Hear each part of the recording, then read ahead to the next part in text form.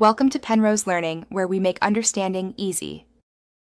You start by identifying the exact device model and confirming it supports iOS 6. That's critical because newer hardware won't run it. Next, obtain the original iOS 6 IPSWA file and, if possible, archived SHSH blobs. These allow later restores.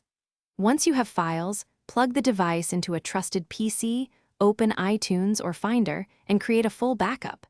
Make sure the backup finishes without errors. This gets you ready to enter device restore procedures with minimal risk. Once backed up, you will enter DFU mode to force a restore. Follow the exact timed button sequence for your model. Practice the timing if needed. Then, in iTunes or Finder, hold Shift on Windows or Option on Mac while clicking Restore to choose the iOS 6 IPSWA you downloaded. Watch the progress and system logs.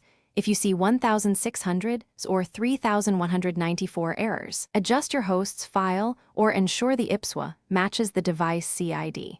Proceed steadily and do not disconnect. After restore, perform the initial setup while offline to prevent forced updates and activation server checks.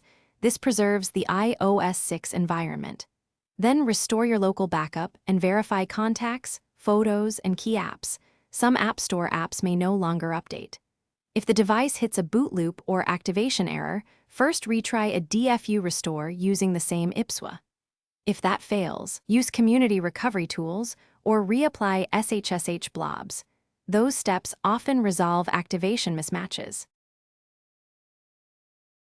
Thanks for watching. If this was helpful, leave a like and consider subscribing. See you next time.